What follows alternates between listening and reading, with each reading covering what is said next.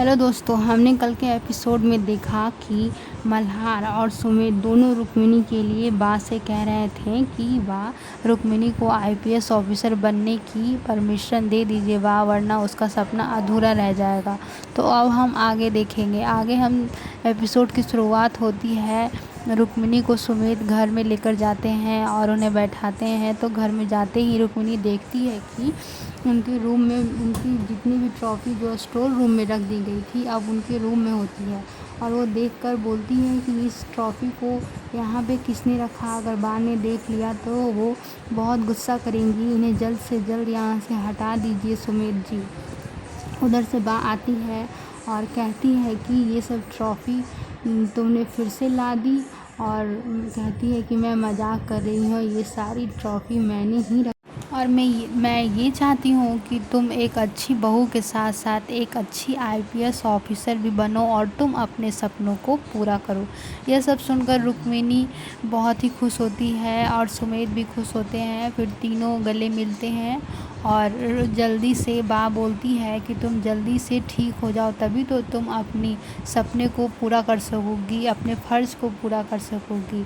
और फिर 1 महीने के बाद रुक्मिणी जब ठीक हो जाती है और वो अपने आईपीएस ऑफिसर की वर्दी में खुद को देखकर बहुत ही खुश होती है और वो अपने आप को आईने में देखकर अपने माँ के कातिल को पकड़ने का वादा करती है।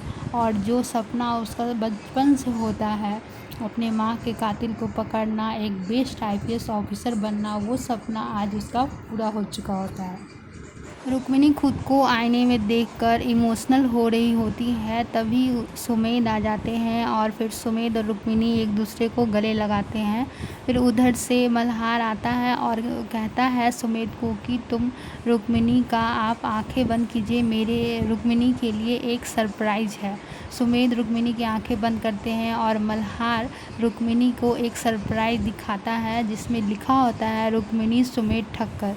यह सब देखकर रुक्मिणी बहुत खुश होती है और मल्हार कहते हैं कि ये जो बोर्ड है ये मेरे नाम के ऊपर लगेगा, क्योंकि तुम मुझसे ज़्यादा काबिल आईपीएस ऑफिसर हो। यह सब सुनकर सुमेध और रुक्मिणी बहुत ही खुश होते हैं। वह आवाज़ लगाते हुए रुक्मिणी को बुलाती है और कहती है कि अपने ड्यूटी के पहले दिन ही तुम लेट हो जाओगी, जल्दी से बाहर आओ। रुक्मिणी बाहर आती है तो बा उसकी आरती उतारती है और उसे दही शक्कर खिलाते हुए उसे बोलती हैं कि चलो अब तुम अपने फ़र्ज़ को सबसे पहले पूरा करो और मन लगाकर अपने काम को पूरा करना। पर हाँ, एक बात याद रखना, तुम कितनी भी बड़ी ऑफिसर क्यों न बन जाओ, तुम्हारे आगे पीछे कितने भी नौकर क्यों न हो, पर मैं खाना तो तुम्हारे हाथ से ही खाऊंगी।